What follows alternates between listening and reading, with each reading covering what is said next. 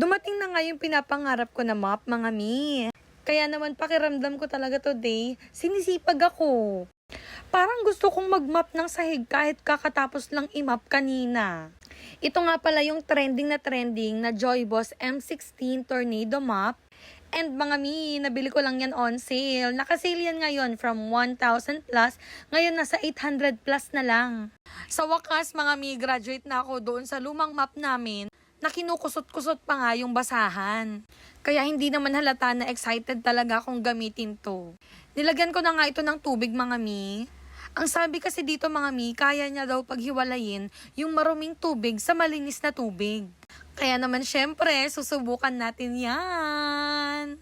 Eto nga at nagsimula na ako mga mi. Tinanggal ko lang yung mga kalat sa sulok-sulok at maganda nga pala yung design ng map na to kasi square siya. So maaabot mo talaga even yung corner mga mi.